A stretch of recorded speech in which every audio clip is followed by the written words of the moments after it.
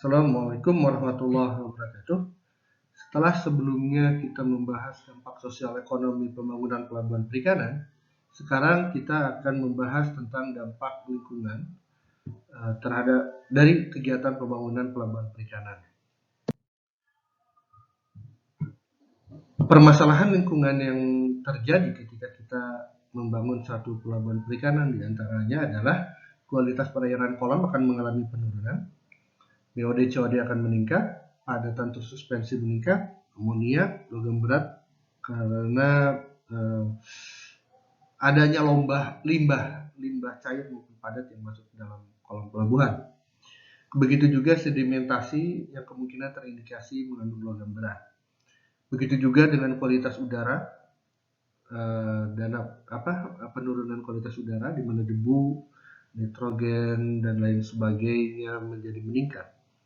Belum lagi ketika kita melakukan pembangunan dan kemudian pembangunannya selesai, pengelolaan lingkungan akan menjadi terbatas karena dana untuk pengelolaan lingkungan itu akan dianggap sebagai cost, artinya biaya yang tinggi. Lalu kemudian penampungan limbah minyak di pelabuhan juga terkadang belum ada izin dari Menteri Lingkungan Hidup. Beberapa sumber mengatakan bahwa limbah minyak terkadang tidak, atau limbah cair ya terutama pada umumnya, tidak ditampung terlebih dahulu, sebagian besar masuk ke dalam kolam pelabuhan dan mengalir ke laut. Di pelabuhan besar mungkin masih ada yang dikendalikan, tetapi jika di pelabuhan kecil sangat sulit sekali dikendalikan. Belum lagi tidak terdapatnya reception facilities, yaitu untuk mengumpulkan residu campuran berminyak atau sampah yang dihasilkan dari kapal yang berlayar di lautan. Beberapa negara menerapkan ini sehingga kapal-kapal yang baru berlayar melakukan kegiatan penangkapan yang ada di samudera maupun di laut, ketika dia bertambat labuh itu harus menyerahkan sampah juga dan tidak bisa dibuang sembarangan. Termasuk contohnya adalah air balas. Air balas juga itu tidak bisa serta-merta dibuang begitu saja di kolam pelabuhan. Ada ya, meskipun tidak bisa dipungkiri, akhirnya tidak bisa dihindarkan air balas itu masuk ke dalam kolam pelabuhan, tetapi sebisa mungkin dikendalikan gitu ya, melalui adanya fasilitas RF ini.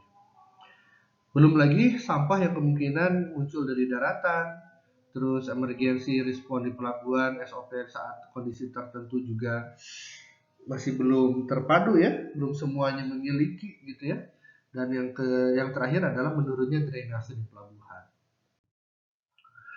Nah, ini adalah kegiatan di pelabuhan perikanan yang memiliki potensi pencemaran, gitu ya. Nah, pelabuhan itu sesuai dengan pengertiannya adalah wilayah yang terdiri dari daratan dan lautan atau perairan. Maka bangunan pelabuhan ini berada di dua bagian itu, ada di daratan, ada di perairan. Dari segi aktivitas maupun kegiatan, kita perhatikan yang ada di daratan ini misalnya ada fasilitas pelabuhan, ada dermaga, cold storage, docking, TPI, pasar ikan maupun tempat rekreasi ya. Nah, di situ kemungkinan terdapat limbah ataupun sampah berupa sampah padat, sampah cair, minyak, oli, sedimen, ada lendir ikan di situ, darah ikan, sisik ikan, potongan tubuh ikan yang kalau tidak dibersihkan akan menimbulkan aroma yang tidak sedap.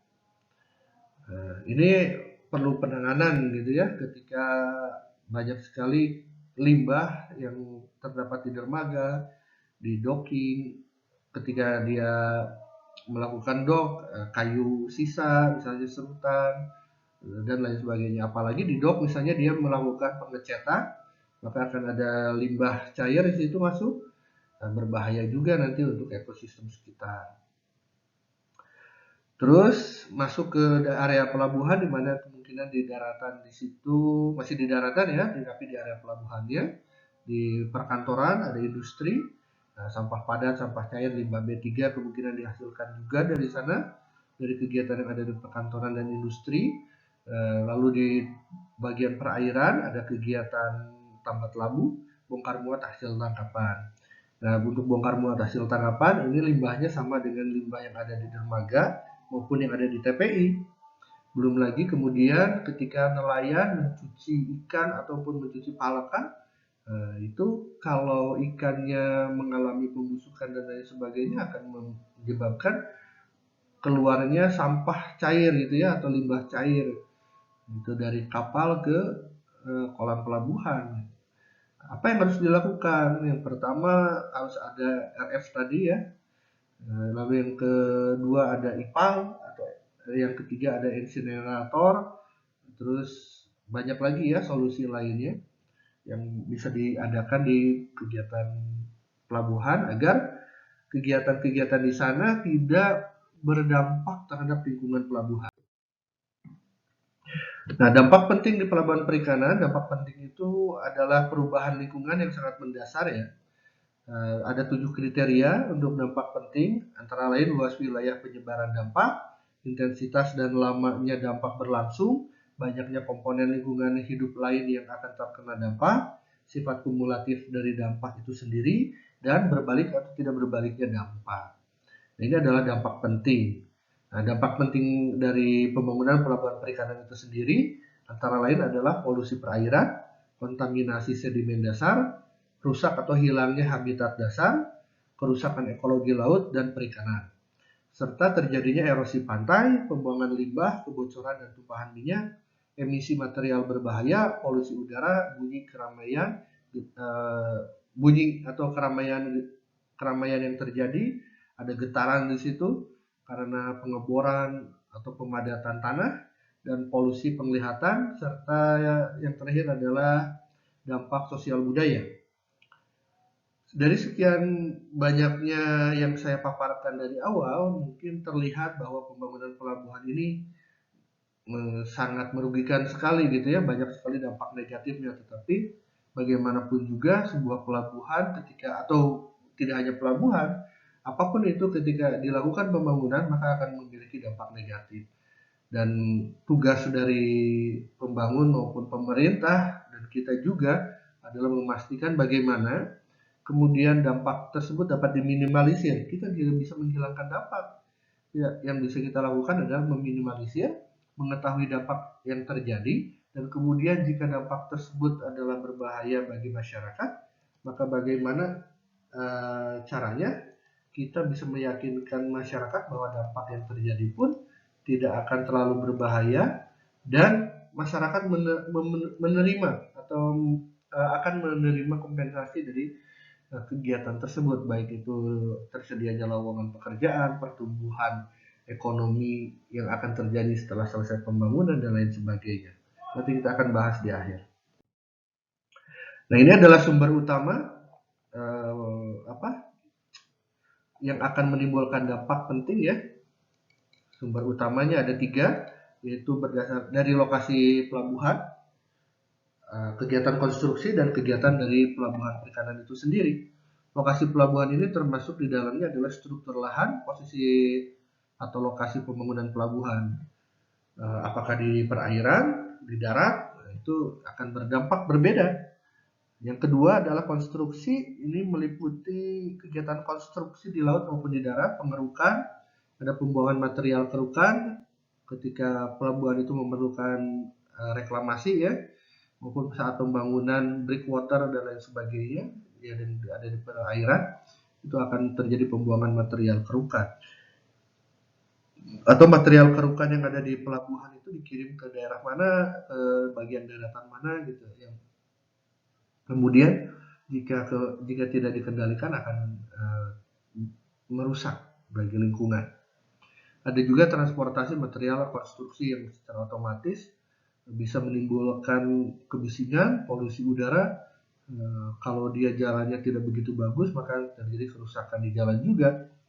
Nah, yang ketiga ini adalah kegiatan pelabuhan. Kegiatannya sendiri di pelabuhan akan menimbulkan dampak penting, seperti misalnya lalu lintas kapal, pemberhentian atau ketika tambat labu, belum lagi ketika kapal mengalami kebocoran maupun tumpahan minyak ya. Lalu ikan hasil tangkapannya itu mengeluarkan lendir dan darah, atau ada potongan-potongan ikan, itu juga tidak baik untuk lingkungan.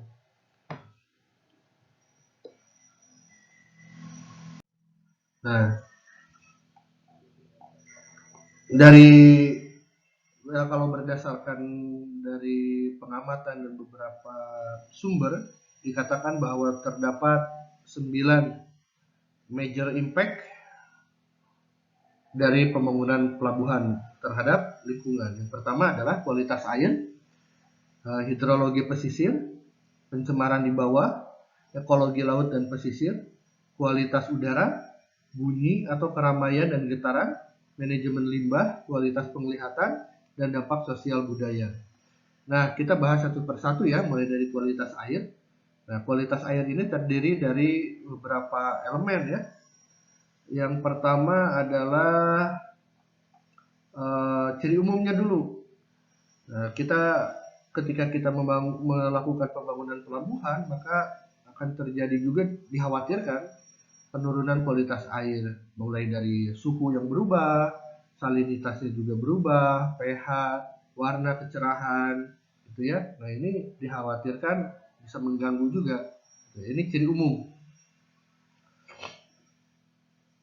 Lalu kemudian kemungkinan ada tercemarnya zat berbahaya, merkuri, gitu kan, pestisida atau dari kegiatan pembangunan, ada berhubungan dengan faktor eutrofikasi di laut itu ya, mulai dari pelarutan oksigen, nitrogen itu akan terganggu sehingga kualitas perairan juga akan terganggu. Lalu ada yang berhubungan dengan sanitasi, bagaimana karena lingkungannya tidak bersih dan lain sebagainya berkembanglah bakteri E. coli misalnya.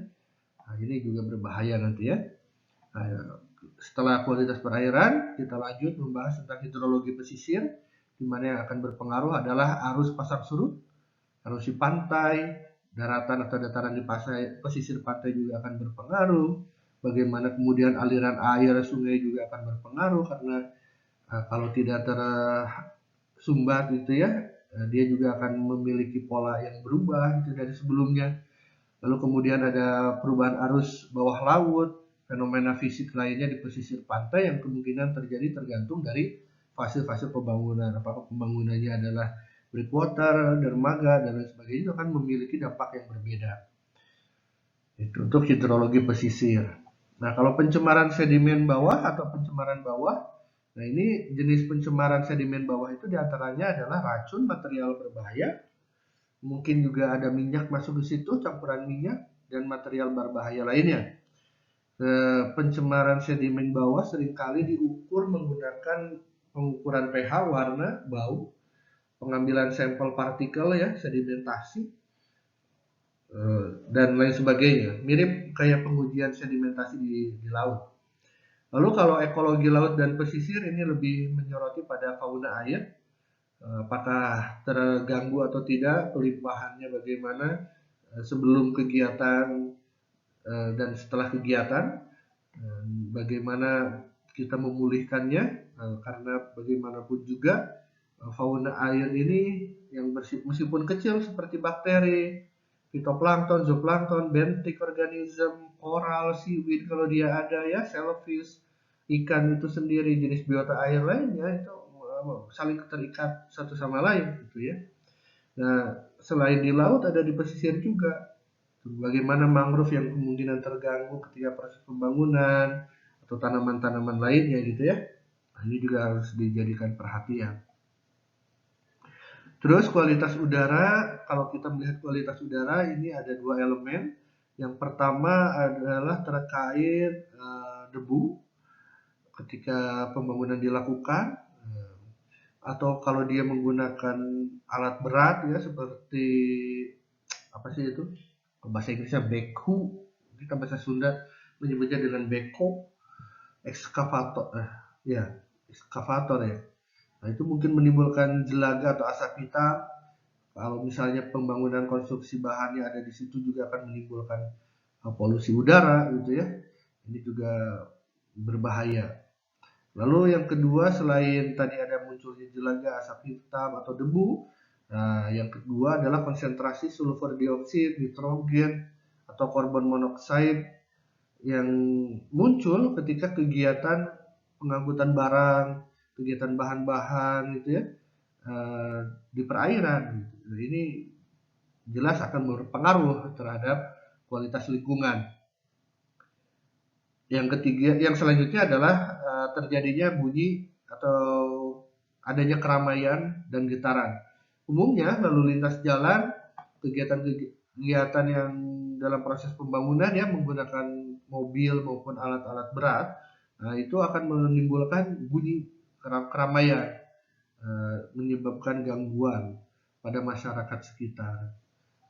Biasanya dibatasi dengan jam operasional atau kompensasi berupa uang atau fasilitas kesehatan gitu ya. Ini juga pertimbangkan. Terus ada manajemen limbah. Kalau manajemen limbah ini terkait dengan semua jenis limbah cair, baik itu jenis limbah ya, baik itu cair maupun padat, yang kemudian diatur di kawasan pelabuhan. Nah, limbah ini termasuk di dalamnya material pengerukan, sampah maupun campuran minyak yang ada di kolam pelabuhan di tempat kapal itu melakukan tambat labu. Limbah dari kegiatan kargo atau limbah dari kegiatan kargo itu kalau dia barang-barang dari kapal niaga atau kapal non perikanan ya. Nah, kalau kapal perikanan kemungkinan membawa ikan hasil tangkapan, nah itu ada limbah-limbahnya dan berpengaruh nanti terhadap lingkungan. Belum lagi kalau dia pelabuhannya itu adalah pelabuhan samudra di mana memiliki kawasan atau zona industri. Nah, belum ada limbah dari situ kan? Nah, itu harus diperhatikan dan dipertimbangkan dengan baik. Lalu selanjutnya adalah kualitas penglihatan. Ini mengacu pada nilai keindahan pemandangan, pandangan fasilitas pelabuhan, terus gangguan dari cahaya, digunakan untuk kegiatan pelabuhan, baik itu pada malam hari maupun siang hari. Lalu yang terakhir adalah dampak sosial budaya, termasuk semua jenis pengaruh masyarakat lokal, mulai dari gaya hidup, mungkin terjadi perpindahan ya, karena ada pembangunan, orang-orang desa pindah ke situ, atau mungkin karena terganggu, tergusur, akhirnya orang desa berpindah atau orang dari wilayah pelabuhan pindah ke tempat lain. Itu juga akan menimbulkan dampak sosial budaya. Ada kegiatan industrialisasi, terus juga kemudian terjadinya pertumbuhan penduduk, adanya perumahan-perumahan, dan ini yang akan kemudian berdampak terhadap lingkungan.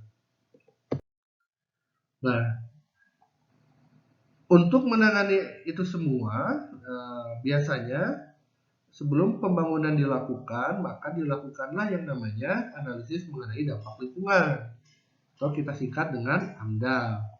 AMDAL ini adalah suatu pendekatan yang terstruktur yang mencakup prosedur formal untuk meyakinkan bahwa faktor-faktor lingkungan yang tadi disebutkan dalam setiap kegiatan itu sudah melalui persetujuan dari masyarakat, sudah melalui kajian-kajian teknis bahwa hanya berdampak di kegiatan pembangunan saja, setelah pembangunan selesai tidak berdampak. Nah, itu perlu juga dijelaskan ya, karena tujuan dari AMDAL sendiri adalah selain mengidentifikasi masalah lingkungan, yaitu mengidentifikasi juga keuntungan dan kerugian dari kegiatan atau dari proyek, dan juga penerimaan masyarakat terhadap dampak yang kemungkinan dihasilkan oleh kegiatan pembangunan itu, gitu. Baik itu dampak ekonomi, dampak lingkungan, gitu ya.